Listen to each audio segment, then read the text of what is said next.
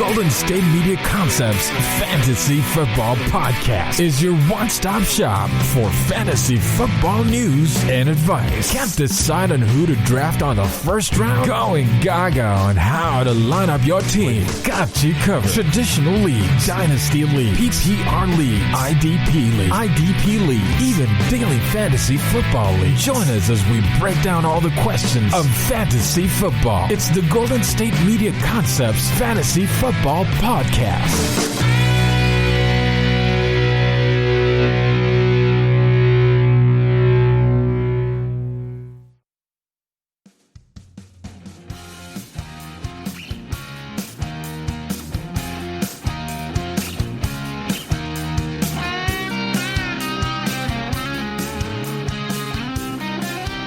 Hello and welcome to the GSMC Fantasy Football Podcast on the GSMC Podcast Network.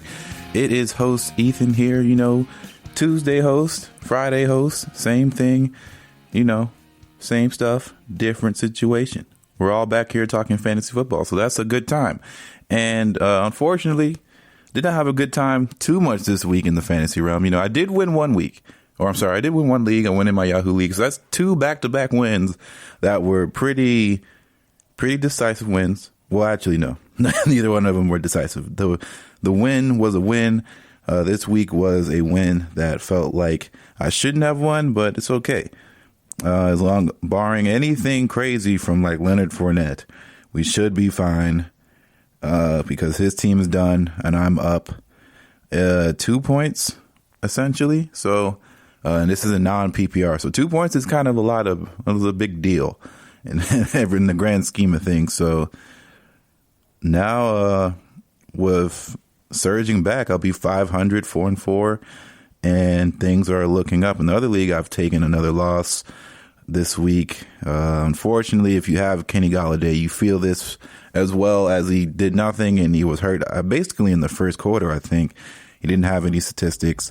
And I lost by 9 points. It was not great. Not great. I had Baker Mayfield start again.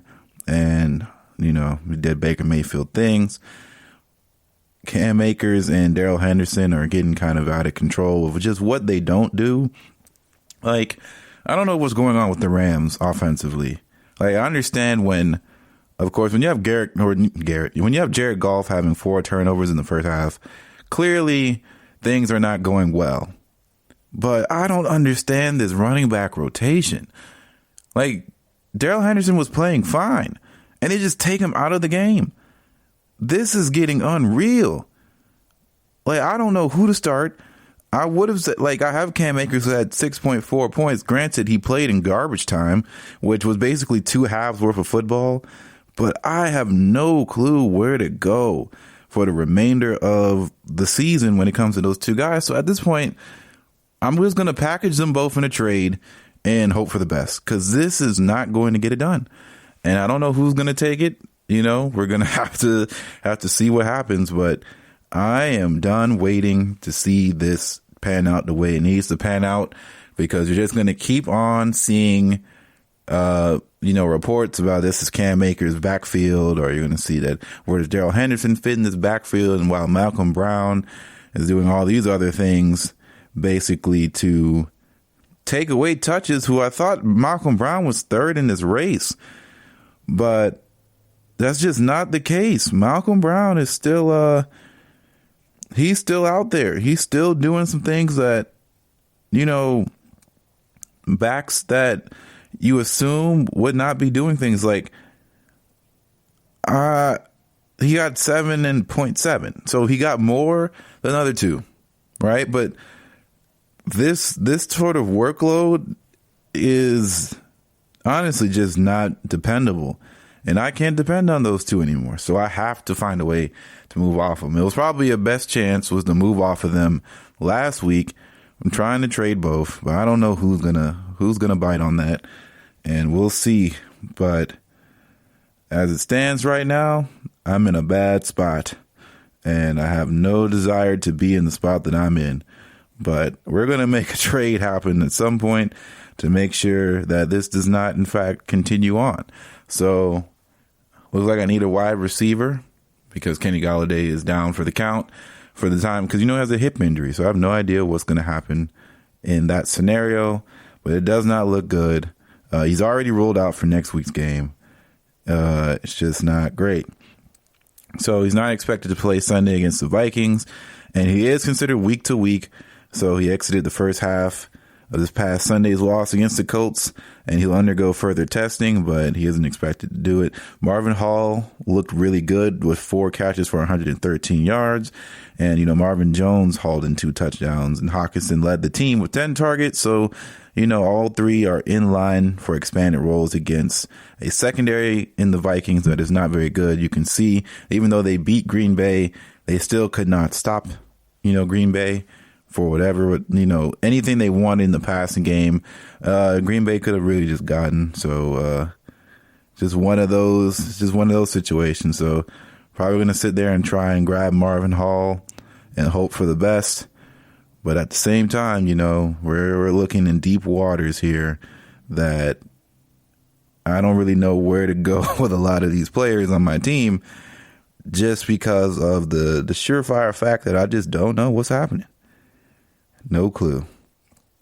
Fantasy football is a strange place where one week you feel like you understand what's going on in the league and then the next week you don't. But that's just the end all be all on that front. Lost a tough week that I really needed a strong win to solidify myself and give myself some wiggle room, but it's just another loss. It'll get tighter and tighter as the season goes on, and just hope Michael Thomas comes back. Shout out to Alvin Kamara for having another great game. Dalvin Cook, we'll talk about him soon, but Dalvin Cook had a monster game. But let's get right into some trades as the trade deadline is coming up very soon.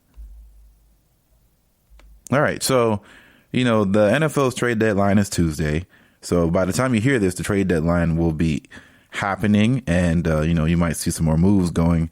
But there was already an early start, so Monday's early moves happened to be the Saints getting Quan Alexander from San Francisco 49ers in exchange for a conditional 5th-round pick and Kiko Alonso, previous Miami Dolphins player, and then he ended up on the Saints.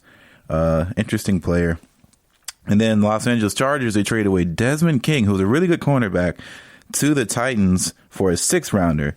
So 2 contenders trying to bolster up their defenses, and more teams are probably going to do similar things. So, Alexander was a big ticket signing for the 49ers. He signed a 4-year, $54 million deal in 2019, and he's been injured, and Dre Greenlaw's emergence made the 49ers linebacker depth really crowded. So the Saints are always looking to add players. And they don't mind spending the money. Like, they don't care about the salary cap. They'll make it work. So Alexander will fit in the linebacker group that includes Demario Davis and Alex Anzalone. And since they traded away Kiko Alonso and the pick, it will be all good. And that's a pretty solid linebacker core for the Saints. As far as King goes, it's a nice get for the Titans, who their secondary has been very questionable all year. They just had Joe Burrow dot them up, essentially. And, a 5th-round pick after a good college career at Iowa, King quickly became a quality cornerback and return man in the NFL. And among all corners with 100 snaps this season, King ranks 9th in Pro Football Focus coverage grades. But the Chargers are deep at cornerback, and they're 2-5. So with King set in the free agency market next offseason, they sent him to a contender, and the Titans gave up a 6th-round pick to get him. So there could be some interesting deals done before the Tuesday deadline, and there have been many rumors that the Houston Texans wide receiver Kenny Stills perhaps going to Green Bay, and the Texans should be active, as should teams like the Minnesota Vikings, who are already traded their pass rusher Yannick Ngakoue to the Baltimore Ravens. And, pass rushers are always in demand. Everson Griffin was traded to the from the Cowboys to the Lions. Carlos Dunlap forced to trade by Cincinnati, and he was traded to Seattle. Pittsburgh traded for linebacker Avery Williamson from the Jets as an earlier move as well. And, others like Cincinnati wide receiver John Ross and Washington pass rusher Ryan Kerrigan have reportedly requested trades, and players like Washington quarterback Dwayne Haskins and A.J. Green could be part of talks as well. So the trade deadline in the NFL never used to be a big deal, and there were very few player trades in the league, and that hasn't really changed. And this season could see a lot of movement. So just keep that in mind when having players potentially like I do. Like I have AJ Green because I picked him up off waivers because he was dropped, and he had 2 good games back to back. And then this week he didn't play too well, or at least he only had 2 receptions. It wasn't a great game fantasy wise for anybody involved who had him. But if he is in fact in some possible trade rumors, and maybe he ends up in Baltimore, maybe you never really know. But a team that is desperate for wide receiver depth, maybe, a Green Bay or something like that, you could potentially see a lot of value just start to burst up.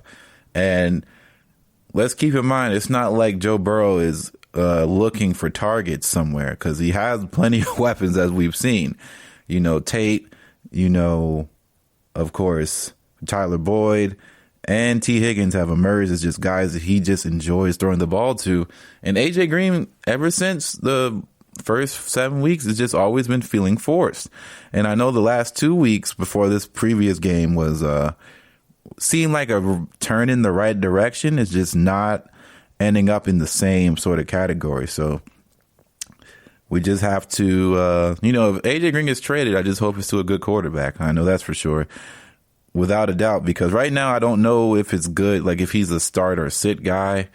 Right now I don't know if he just sit on the bench and you just hope, because I had to start him and there really wasn't any. I could have started Denzel Mims, who I have him just sitting on, because I'm just hoping and praying, and whatever you do, I am hoping for Denzel Mims to be freed from the shackles of Adam Gase, so everybody else can get active on the Jets team, because the Jets have some talent, man. I just know that it's Adam Gase, and I think that they're just waiting for when the season is basically secured, that they get the number 1 pick or a top 3 pick, and they just cut them loose. But I really need Adam Gase gone for so many different reasons. The Jets have players, right? The Jets have some players, and that is the worst part about it, because it's basically you have to avoid. Right now, you kind of have to avoid like 3 teams, and that sucks for fantasy owners. You have to avoid the Jets. You basically have to avoid the Cowboys. And the way things are looking, you might have to avoid the 49ers too, because, having JaMychal Hasty or having McKinnon, or if you had Tevin Coleman and you started him, he got hurt. It's not guarantees now. Like, their whole team is so hurt that people are just keying in on what they do, which is run the ball. And we understand that they have a really good play caller in Kyle Shanahan, but things are just getting so difficult. When you lose this many players to injury, it's just not good. And all you can do is just hope for the best. And that is not going to get anything done. Fantasy deadlines are coming up. So not only is the trade deadline for the NFL wrapping up, but for fantasy purposes, the trade deadline is also about to come to a close in about a week or so. So I got some moves to make. I've sat on my team for a little bit, but it's time to get back on the trade bus, because I got to make something move, and I got to make some moves fast, because if I don't, things are going to get out of control. But yeah, man, I don't know what the league is going to.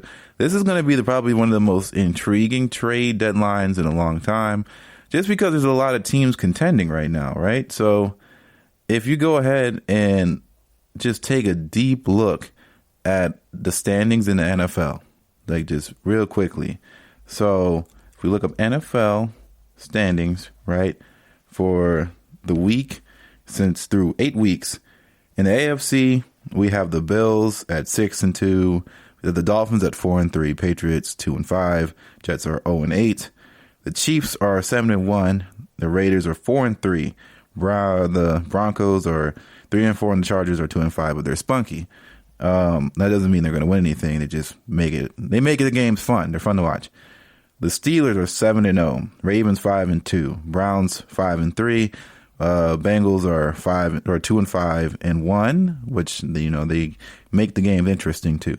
And then Tennessee leads the AFC South and 5-2, Colts 5-2, Texans 1-6, Jaguars 1-6, and then on the NFC side, we have a 3-4-1 Eagles team, which, the NFC East is nothing to talk about. Like, we might as well just ignore that. Then we have Seahawks 6-1, the Cardinals 5-2, the Rams 5-3, and the 49ers 4-4. That division is very competitive. Then we have a Green Bay who is 5-2. The Bears are 5-3. Lions are 3-4. And the Vikings are 2-5. But the Vikings could have won a couple games now where they could be competing in this division. And the Saints are 5-2. The Buccaneers are 5-2 currently until they play the Giants. And the Panthers are 3-5. They might be able. They took a bad loss against Atlanta. There's no ifs, ands, or buts about that. You can't really afford to lose to teams like that and try to win. But we're gonna take a break and come back into the podcast and talk about some big winners this week and the losers this week. Are you looking for the very best NFL and college football podcast? Then check out the GSMC Football Podcast. Get the latest football news both on and off the field. From the NFL Draft to trades to the rumor mill to the NFL Combines. They got you covered. That's GSMCpodcast.com/football-podcast. Get updates on college rivalries, game day insights, and much, much more. It's football talk the way you want it. This show eats, sleeps, and breathes football. Don't forget to like them on Facebook and follow them on Twitter. Visit GSMCpodcast.com for more info.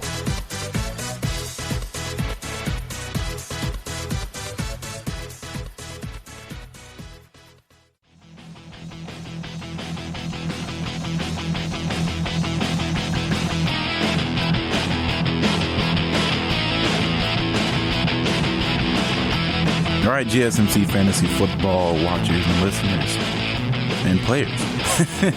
So, fantasy football week 8 recap provided by Pro Football Focus. We have some Mahomes, Dalvin Cook, and some Davante Adams to talk about, of course, first and foremost. So, they start off with a joke saying, is Russell Wilson the best cook in the NFL?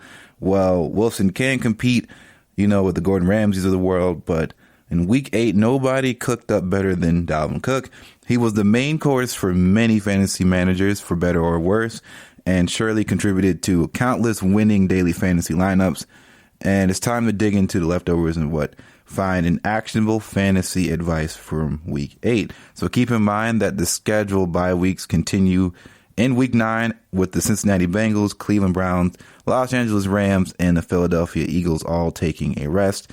So without further ado, let's go into the Sunday action. So Dalvin Cook was questionable with a groin injury entering the game, but that seemed to have zero influence on his workload and production. He totaled 32 touches, over 200 yards from scrimmage, and 4 touchdowns, 3 rushing, 1 receiving.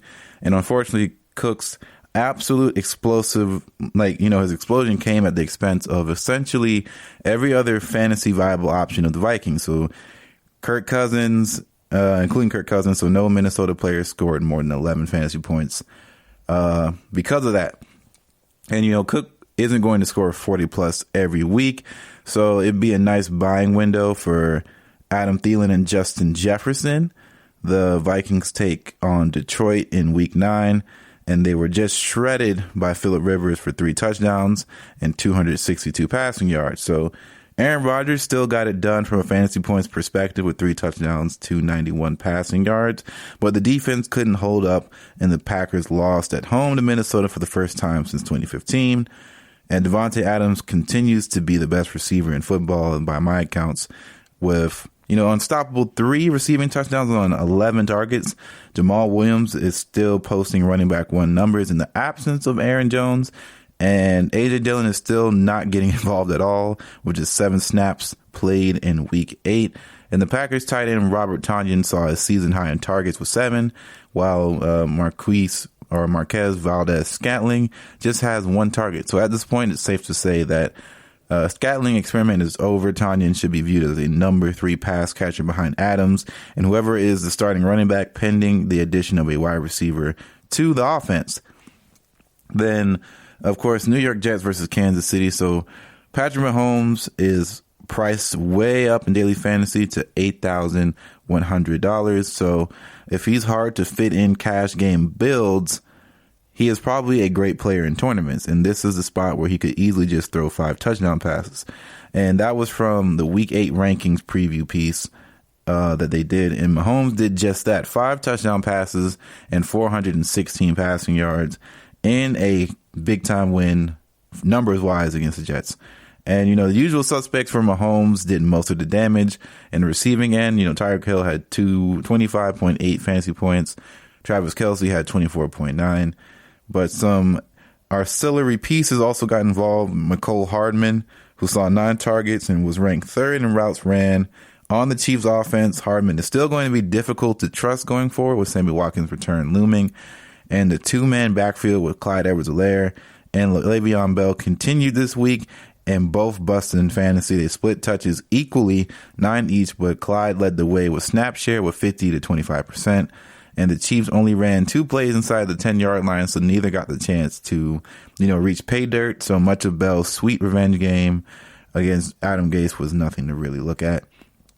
And, it doesn't matter who plays the slot for the Jets because they're going to get peppered with targets no matter what. Braxton Berrios filled in for Jamison Crowder.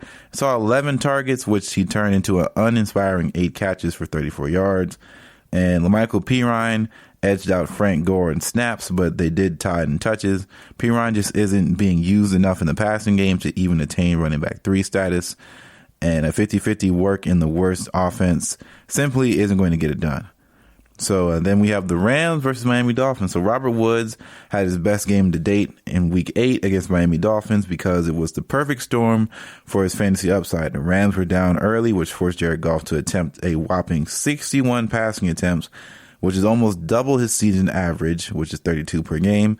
So Woods still saw fewer targets than Cooper Kupp with 21 targets, and Jared Everett with 9, and Josh Reynolds with 9. And that would make Woods a prime sell high candidate, but he's a hold for now as we have to wait and see about Cooper Kupp's wrist injury. Darrell Henderson was also forced out of the action in the first half. In the second half, Malcolm Brown led the snap share with 68%, but Cam Akers led the way in carries 6-5. And should Henderson miss any time, Brown would likely maintain his pass catching role, and we'd see an expanded role on early downs. And the Rams are off in Week 9. They do have additional time to get their players healthy before they play Seattle in Week 10. And Gerald Everett looks to have jumped Tyler Higbee in the primary passing tight end. And Higbee only had 4 targets and ran 23 routes. Both were fewer than Everett. So, this wasn't a ton of fantasy, offensive fantasy points for the Miami Dolphins, as their defense scored 24 fantasy points. Still, it's an important takeaway that the game for Myles Gaskin led to the team in targets, and Devontae Parker saw only 2 targets. And the line's up with what people hypothesized before Week 8, and they predicted Gaskin's stock would be up and Parker's stock would be down with 2 under center, and Preston Williams actually led the team in routes run. So it was another week for Pittsburgh with Chase Claypool, Juju Smith-Schuster, and Deontay splitting looks from Ben Roethlisberger. Claypool ended the day with the most targets in 9 and a touchdown, but Smith-Schuster finished with more catches. Johnson was basically dealing with a hamstring injury, which might have been contributing to the fact of him just having 1 catch for 6 yards, but it's still encouraging that he didn't miss too much time from offense. He still led the team with routes ran with 33. And, you'd view Johnson as an easy buy low candidate, especially considering that they get Dallas in Week 9. Baltimore Ravens backfield turned into a 2-man show in Week 8 with Mark Ingram sidelined to ankle injury. Gus Edwards with 16 carries for 87, and J.K. Dobbins with 17 for 113 were both extremely effective against a stout Steelers run defense. Dobbins ended up playing the higher percentage of snaps, but Edwards left the game with a knee injury in the second quarter. So Lamar Jackson was disappointing in fantasy points column, but it's important to call out that his 16 rushing attempts tied a season high. His 4 turnovers are all suppressed as fantasy points, and Jackson ran unluckily inside the 10-yard line, 6 carries and 0 touchdowns. Through the first 7 weeks, Jackson only had 2 carries inside the 10-yard line. So you should expect a bounce-back performance from Lamar next week against the Indianapolis Colts, whose defense was exposed a bit versus an above-average quarterback in Week 8. So, speaking of Indianapolis Colts, Matthew Stafford just threw for 338 passing yards and 3 touchdowns, despite not having, Kenny Golladay, who left early with an injury. In his absence, TJ Hawkinson led with 10 targets, followed by Marvin Jones and Marvin Hall. Hall surpassed 100 yards receiving and should be a low-end wide receiver target off the waiver wire heading into Week 9, as Golladay is expected to miss some time. DeAndre Swift paid 62% of the team's snaps in Week 8, well ahead of Adrian Peterson's 20% and Kerryon Johnson's 19%. And unfortunately, it only resulted into 9 touches and 5.3 fantasy points. And that was a tough matchup for Swift, so don't panic because the snap usage is extremely encouraging. The same cannot be said for Colts rookie running back Jonathan Taylor, who was out-carried by Jordan Wilkins 20-11. 10 of Taylor's carries came in the first half, averaging 2.2 yards per carry, and the coaches put Wilkins in to shoulder the running back workload. Taylor played just 4 snaps in the second half. On the season, Jordan Wilkins owns Pro Football Focus's 8th highest rushing grade and led the NFL in missed tackles forced per attempt. Going for Las Vegas to Cleveland, and this game was ugly from the get-go because of the weather conditions. Neither Derek Carr or Baker Mayfield threw for more than 120 yards, so it's hard to draw immediate conclusions from the game from the stands out.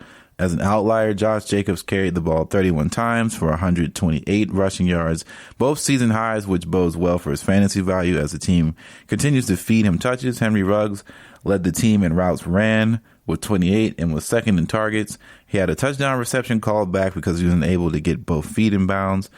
Jarvis Landry emerged as Mayfield's go-to target post Odell Beckham with 11 targets, good for 44% target share. Kareem Hunt posted his second worst fantasy performance in the season despite a plus matchup.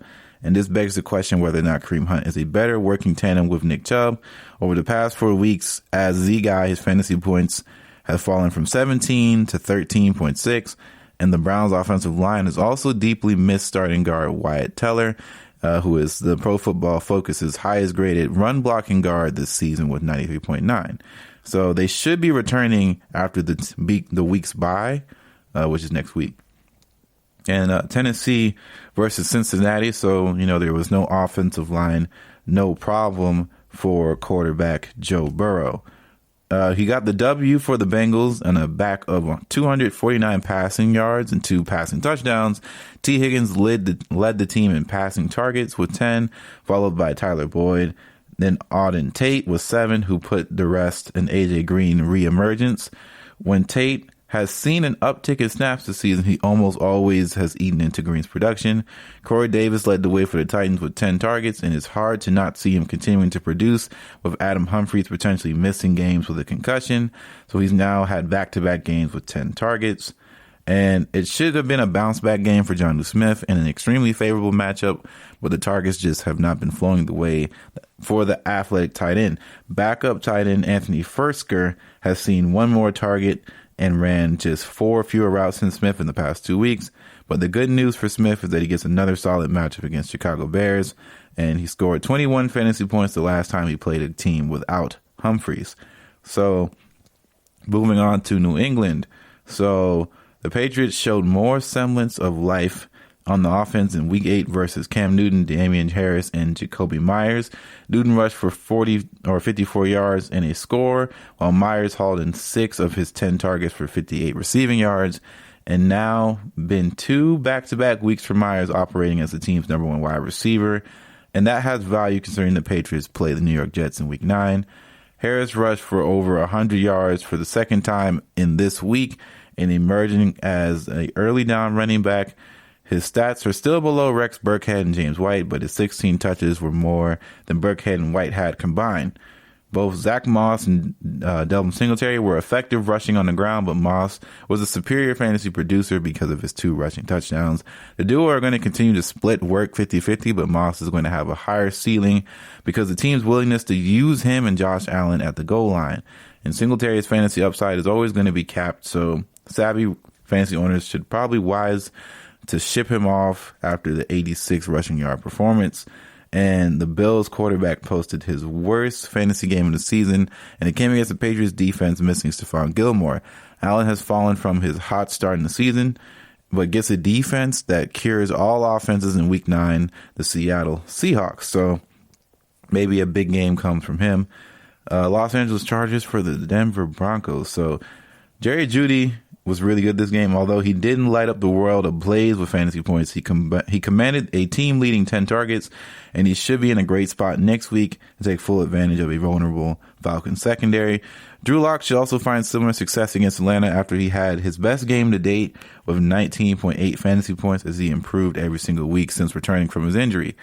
Keenan Allen continues to be a lock-button wide receiver 1. With Justin Herbert under center, his latest 11 target game means that he still has yet to play a full game with Herbert in which he hasn't seen double-digit targets. Those locked-in looks didn't prevent Mike Williams from getting in on the fun. The Chargers' big-bodied wide receiver handled in 5 of 8 targets for 99 yards and 1 touchdown. Williams is going to always be boomer bust wide receiver 3, but he has been starting to look good in matchups that call for his skill set specifically, and that's a good thing. Week 9 versus the Las Vegas Raiders will be a quintessential matchup. The Chargers running back room was much hard to decode this week because it evolved from 2-man system to 3-man backfield with Troy Maine Pope working alongside Joshua Kelly in conjunction with Justin Jackson, and Jackson led the way with 47% of the snaps. And routes ran with 16 and 17 carries, but Pope edged out Jackson in targets with 7 versus 5. So it's safe to say that Josh Kelly can be dropped across most formats, with him falling to 3rd in the pecking order. And we'll continue this conversation right after this break. Check out the show that's built on the MMA. From the UFC to extreme cage fighting, they got the fights covered. Check out the GSMC MMA podcast. Get the latest news on past or upcoming fights. Join us as we talk to and about some of the biggest names in the MMA, past, present, and future. When it's the fight game, there's just one show to check out. GSMCpodcast.com/MMA-podcast. Don't forget to like them on Facebook and follow them on Twitter. Visit GSMCpodcast.com for more info.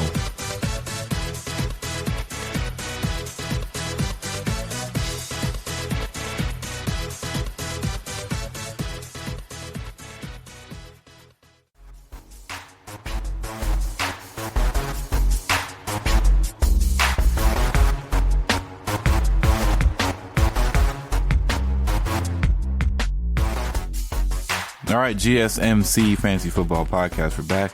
And we're about to get into this San Francisco 49ers versus Seattle Seahawks game.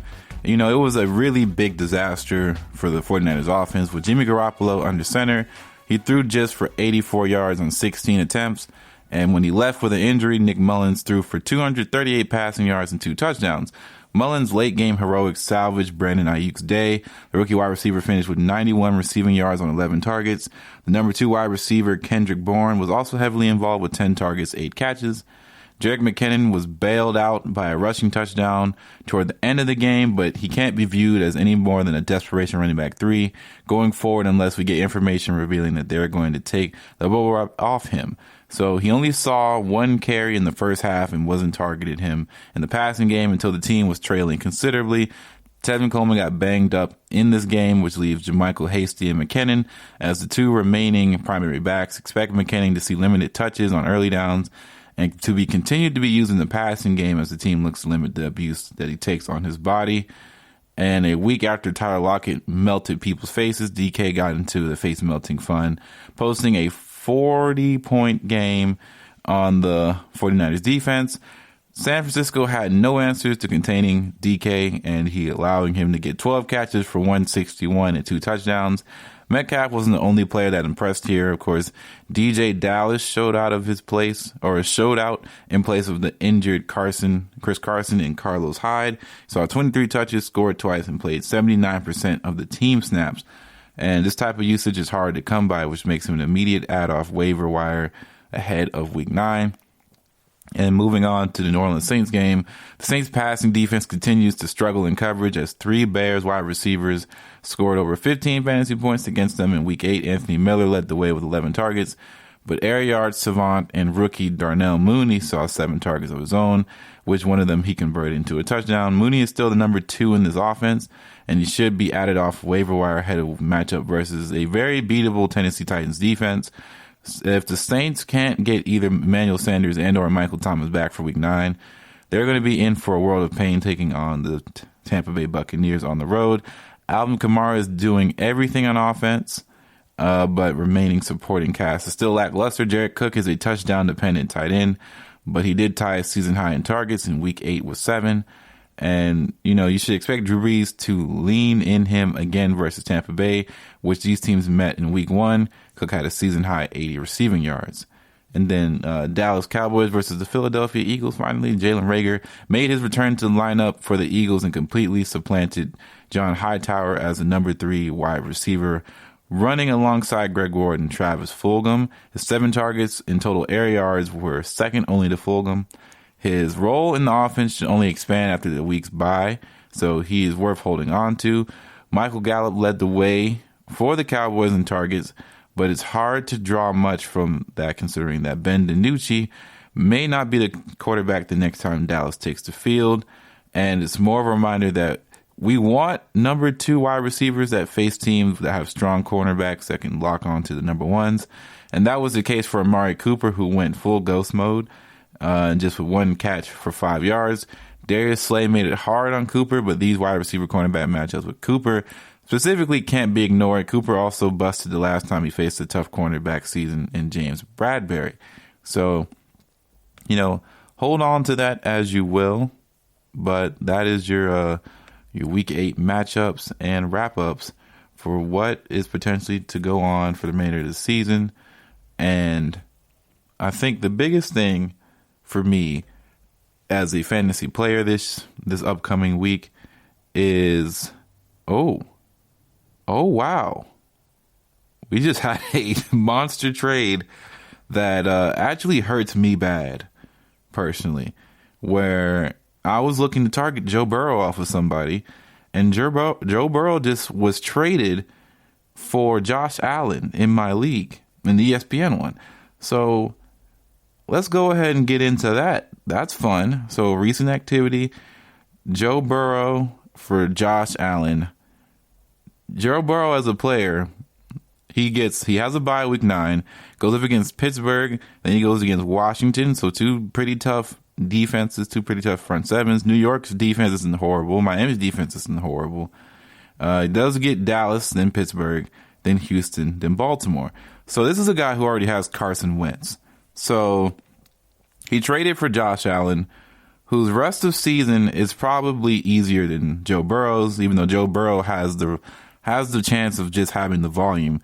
But he goes up against Seattle, then Arizona, then he goes up against, he has a bye, then he goes up against the Chargers, 49ers who are hurt, then Pittsburgh, then Denver, then New England, and Miami. So fantasy playoffs start in Week 13. San Francisco, Pittsburgh, Denver. That's what you have right there. Then, right, if we go back to Joe Burrow real quick, Miami, Dallas, then Pittsburgh. That might be a better situation for you if you're thinking about fantasy playoff structure. If we go to the team who traded away Josh Allen, he does not have another quarterback on roster. So essentially, it was just a quarterback for quarterback trade. There was no other things involved in that trade. So it just goes to show you that quarterbacks are becoming a bit of a hot commodity considering the Dak injury and, of course, what's going on in San Francisco.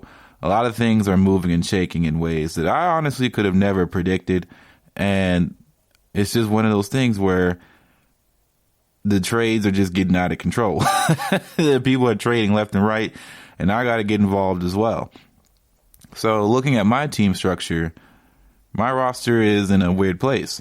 So for week 9, I have Baker Mayfield, I have AJ Green, and I have Derek Henderson, and I have Cam Akers on bye. So just off rip, I am not in a quality place that I would like to be in. I'm hoping that Michael Thomas comes back against Tampa Bay. It seems like this is the game that he'd want to come back, and they need him to come back in. Kenny Galladay has already been ruled out, so it's not like that is going to be a really favorable matchup. And since Darrell Henderson is out and he's questionable, he'll get rest. I'm just going to have to go ahead and put Ronald Jones in that spot. So looking ahead, I have Alvin Kamara as a lock. I have to start Hasty no matter what. And it's either between Shenault or Preston Williams at my wide receiver spot, or I can even roll the dice with Mims against New England. But even then, that's just, I don't know if I want to trust Sam Darnold there. Daniel Jones does go up against Washington, so I honestly might have to find a way to pick up a quarterback at that moment in time because, why not? We're just rolling the dice. That's just all we can do. And all we can hope for is just better days. That's how I feel for the majority of this time. Because if I'm stuck with another situation where I am not going to be able to have Michael Thomas start, I'm really starting to look at a season that's going to be really tough. So if I look at who I'm going to be playing up against next week, if I go to the schedule, I go up against probably the best team in the league. He has Deshaun Watson. He has David Johnson. He has James Conner, Devontae Adams, Tyreek Hill, Darren Waller. It's just all bad. I don't know if my team can pull this one out because it's going to take a big job from a few different players that I just need guys to really do well. He has Will Lutz too, who's honestly been a solid 15 points a game, and he's in my division. It's going to be a big division matchup, and I want no part of it. So that might be another loss coming this week. And, I couldn't be any more just deeply saddened by it because I thought my team was really built for success. And, things kind of platooned bad starting with my quarterback, situation. So now I'm going to have to start and getting really, really into this whole quarterback thing as I, instinctually try and get Marvin Hall off waivers just for depth because at this point I'm not too sure where I should be looking at. But as of right now, I can't even pick him up. I have to wait till after this Monday night game to at least attempt to go get him off waivers because I would drop him for Baker Mayfield. Because at this point, I think Baker Mayfield is a droppable candidate. I was not impressed by his 30-point, 29-point game last week. I will not be fooled by Baker Mayfield. I just felt like it would be a better start to play him against the Raiders, even though there was inclement weather, than against Daniel Jones and the Tampa Bay Buccaneers. And if that ends up beating me down, oh well, it is what it is. After this, in the next segment, we're going to talk about some fantasy gambling and some daily fantasy stuff. But I have to say, if Daniel Jones ends up having a game against the Tampa Bay Buccaneers, more power to him. He beat me. Right, but I'm not going to sit here and believe from the defense that we saw Green Bay got stuffed in. I'm not going to sit here and shy away from a team that literally demolished somebody last week. I'm not doing that for myself and putting myself in that sort of predicament, right? That's just not good football coaching. It's not good fantasy football GMing, it's not a good place. I just really wish the Jets were good, man, because I think Denzel Mims is a guy who can really do some damage, and I'm just in a bad spot. That's just kind of where we are at, and I have no real places left to go. I really need to get rid of Darrell Henderson and Cam Akers just to make some roster modifications, man. Like, they are really taking up a lot of space on my roster. They're two players that basically provide the same amount of upside, so maybe I should just get rid of one. But it's just it's a tough scene, and if there is any way, like, I still believe I can probably stream quarterbacks. Like, at this point, I probably could go ahead and pick up Phillip Rivers and have success. I think Phillip Rivers isn't going to have a stinker of a game as he's had in previous weeks, so I think that's safe, personally. I think that's a safe play. So now it's just trying to get off these two running backs who basically share carries, and you're playing for upside. So I'm going to have to find a guy and get a solid wide receiver 2 in order to supplement this amount of pain. So I might have to go talk to somebody and figure out just exactly what's happening here. Might have to go dabble in the trades one more good time just to make some sense out of all of this and move into better contention. Because right now I'm in bad contention. I'm not living a good life, and I want to be able to have a good time in fantasy football again in this league, because it looked like I was coasting for a bit, and now we're probably getting closer and closer to the realization that when you're in competitive leagues and it's literally week to week, you never know. Like, Kamara won me 2 weeks back to back, Kamara and Dak. If I don't have those sort of performances out of them, my league, win-loss record would be in a totally different conversation. So that's a lot for a lot of people. People are getting 40, 50 points from wide receivers that completely change the trajectory of how their seasons went. That's just the game of fantasy football. It's just how many times can you pull that off, and how many wins can you just basically steal?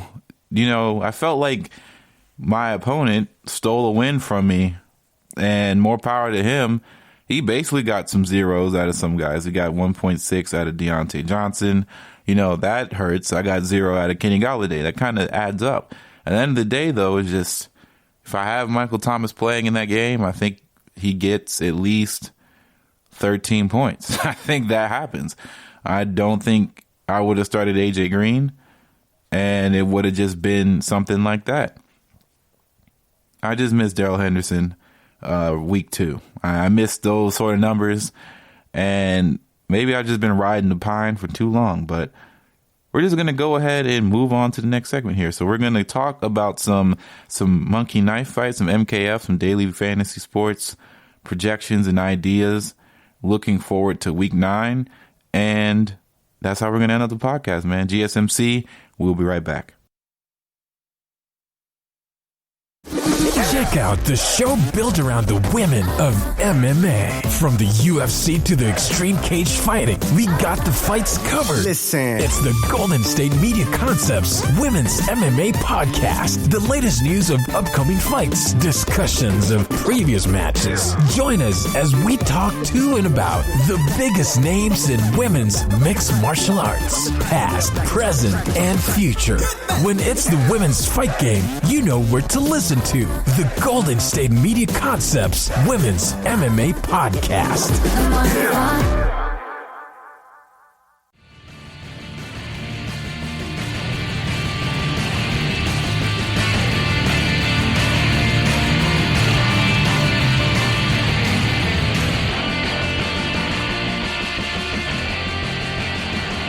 All right, so GSMC Fantasy Football Podcast here. We are talking about daily fantasy sports, and I do this monkey knife fight, which is daily fantasy sports in a different way, where this isn't sponsored, by the way. This is just a site that I like to use, where it's kind of like prop bets, but it is in a more of a fantasy football oriented sort of way, and it's super easy, very fun, and I enjoy playing it more than other daily fantasy sports. So it definitely keeps me occupied as I put in a bet just recently for this Monday night game, Tampa Bay versus the New York Giants. And here we go. So I have a Tampa Bay, Tom Brady, Daniel Jones, 2 for 2. So I have to get both right.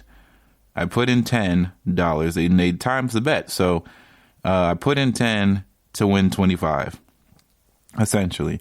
And Tampa Bay, the line is 265.5 passing yards for Tom Brady. And for Daniel Jones, it's 219.5 passing yards. And I went under for both. Here's my reasoning. It's going to hurt me bad, too, because if it's this the case, then I'm just down bad. But I think that they're not going to have to do too much to beat the New York Jets or the New York Giants. They can kind of be interchangeable sometimes, but the New York Giants, their defense is not horrible, but, you know, their secondary has a good player in Bradbury, and I'm pretty sure he's going to be on Mike Evans for a majority of the game. And I think Tom Brady is just going to throw underneath to Scotty Miller, and they're going to work the underneath routes, and they're going to get Ronald Jones involved. And if Ronald Jones has a really good game, I don't think Tom Brady's going to sit here and throw for 400, 300 passing yards. And 265 sounds reasonable, and maybe he gets more than that, but I do think that they'll probably slow the game down because I just have a hard time seeing Daniel Jones being any type of effective against that Buccaneers defense. And maybe we've seen a lot of fools gold, right? Maybe this game is going to show us the Buccaneers defense, what they aren't capable of, but the New York Giants are just not a really good football team offensively. You know, we understand Golden Tate, we understand Shepard, but this isn't Darius Slayton, all that. But Daniel Jones isn't just very good.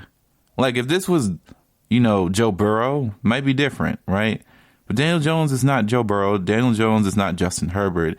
You can argue and say he's not Tua, because I think Tua had a really good game last week. But, you know, that is the case for the vast majority of how this is going to go. So, to talk about some stuff that happened while I was betting on Sunday, it wasn't the best games across the league, but I did win 1 out of 3. So I took more on Joe Burrow and Tannehill. So the line for Joe Burrow was 290.5. I took more on him. He only got 249, like we talked about.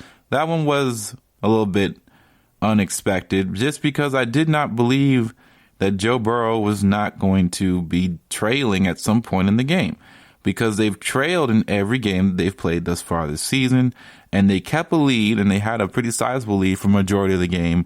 And, you know, Joe Burrow was in complete control of that game. They ran the ball really well, which is really, that's something that I think is going to be seen a lot more for different teams and opponents going up against Tennessee. As, you know, Tennessee's commitment to Derrick Henry's run game is kind of troubling to me. Like, they're down 2 scores in the third quarter, part of the fourth quarter too, and they're still running the ball with Derrick Henry. I understand that's their game plan, but sometimes you have to go off script and start throwing the ball, and they didn't start throwing the ball really until 7 minutes left in the game. So Ryan Tannehill ended up with 233 passing yards. I took the over on him for 258.5, and he did not get that. And I was really frustrated because I thought, you know, this was the time where he was going to throw and maybe he get some touchdowns, and then maybe Joe Burrow or the, you know, Bengals make a mistake and they have to come back and score, and it would have been good. It would have all been pretty. It all would have been fine.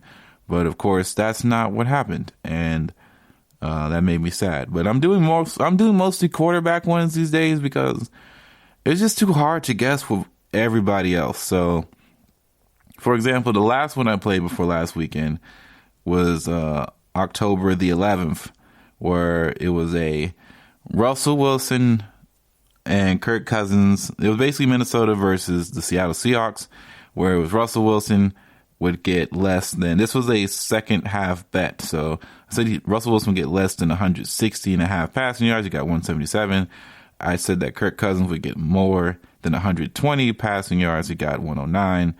I said DK Metcalf would get less than 51 or 41 and a half reception or receiving yards. He had 80 receiving yards. And I said that Dalvin Cook would have less than 53 rushing yards, which he did because he got hurt.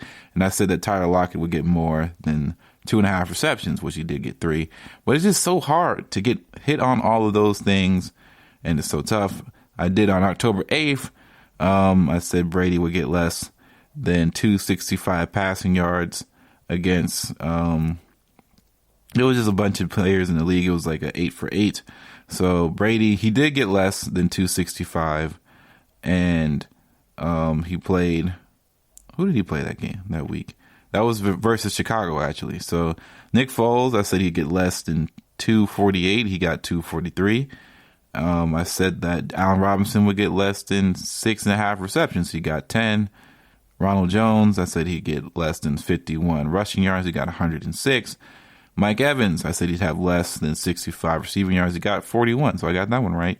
And then I said that Scotty Miller would get 4.5 receptions, and he got 0. So that right there, I went 3 out of 6, and that's just how it goes all the time.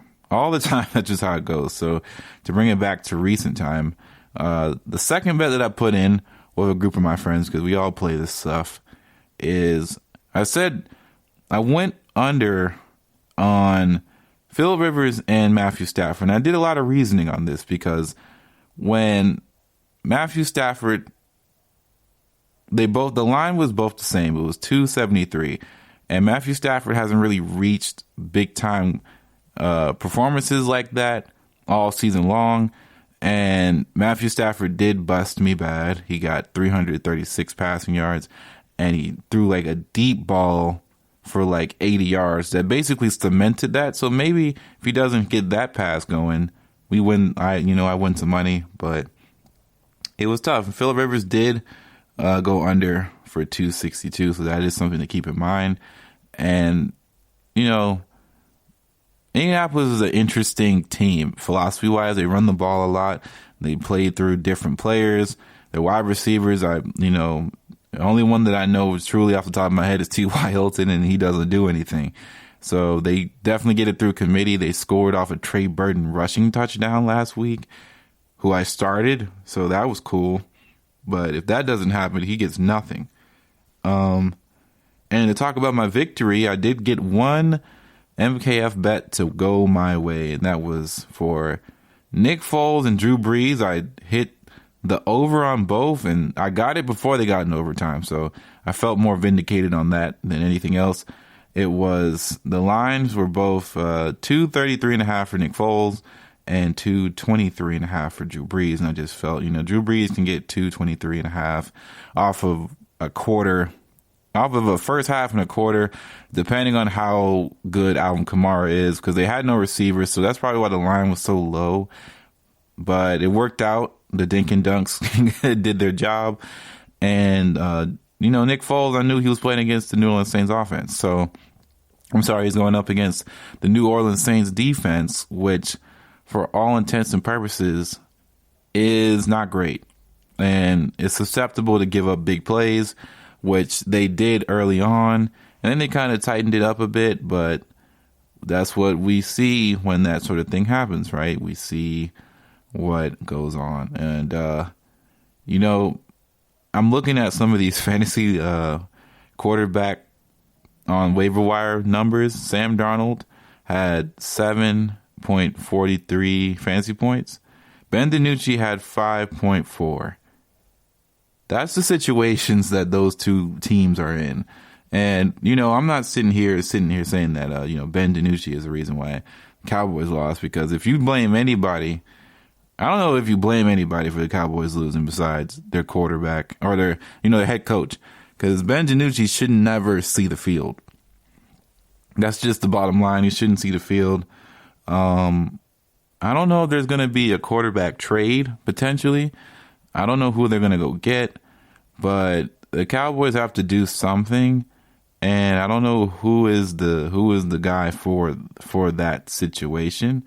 But that is that's the Cowboys situation right here. Phillip Rivers had 22.428 on waivers. So if somebody's looking for a quarterback, I'm like myself. In fact, I'm going to have to pony up some waiver wires. And the fact that I lost this week will help me at least grab somebody off waivers. Hopefully, I'd much rather grab, Marvin Hall over Phillip Rivers.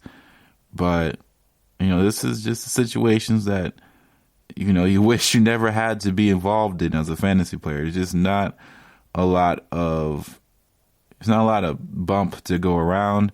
As you know, Darrell Mooney is around. That's interesting. That's somebody who obviously looks like a number 2 guy, and he has a solid projection like we talked about against Tennessee, and then he has Minnesota.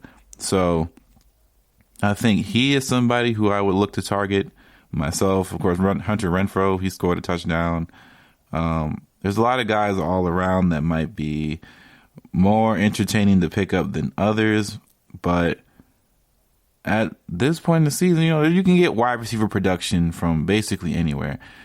And the sad part about my season or my week this year is that I've been having some real up and down wide receiver production years, and maybe I need to just reevaluate my situation after next week and figure out just who is going to be starting next week, because I don't want to make too many rash decisions. But there's going to be guys taken off of waivers that I might need to look into. But I'm too afraid to let go guys with Preston Williams, because if a rookie likes a guy and he'll throw it to him, it's pretty solid. And let's keep in mind, Preston Williams, I think he had the most routes ran in the game. And he really does look like a guy that can figure some things out with Tua Tagovailoa. So he goes up against Arizona. You may not want to move off of someone like him. Chenault is a guy who still can find some work. He goes up against Houston. They don't really know exactly how to use him yet, but that has to matter. So maybe I have to drop Denzel Mims, and maybe it's just for the best. If he goes off at another time, it is what it is. He does play New England, and he has a bye. And it's not like it's going to get any easier for the Jets at all, especially Adam Gase doing what he does. So it's probably best to get, what's going, and that's on the waiver wire. So that's how I'm seeing it, and that's how I think everybody else should play it. If you're struggling like me with injuries and it's in a season and you're a deep league, talk to your owners, talk to other owners, talk to people, and figure out some trades, because that's all you can do. Because the waivers can only do so much, especially if you've made it fair enough in the league so far. It's not like you're at the bottom of the waiver wire totem pole, because I am not at the bottom of the waiver wire totem pole. And for all intents and purposes, when you are, competing, the waiver wire gets tougher and tougher for you than it is for anybody else. So I think that, just hang on. But for the GSMC Fantasy Football Podcast, I'm just going to wrap it up here. Thank you guys for checking it in, listening to it, and keeping it going for us, as we're just going to keep on rolling. I'll talk to you guys Friday. Don't forget to like and subscribe and share the podcast, man. It helps a bunch. Helps me out a ton. Helps the GSMC a ton, and everybody else who's on the network. So like and subscribe. Don't forget to follow us on social media, Facebook and Twitter at GSMC Football. Fantasy Football, sorry. You can follow the football one too, though. But for the GSMC Fantasy Football Podcast, this is Ethan signing out, and I'll see you all next Friday. Peace. You've been listening to the Golden State Media Concepts Fantasy Football Podcast, part of the Golden State Media Concepts Podcast Network. You can find this show and others like it at www.gsmcpodcast.com. Download our podcast on iTunes, Stitcher, SoundCloud, and Google Play. Just type in GSMC to find all the shows from the Golden State Media Concepts Podcast Network. From movies to music, from sports to entertainment, and even weird news. You can also follow us on Twitter and on Facebook. Thank you, and we hope you have enjoyed today's program.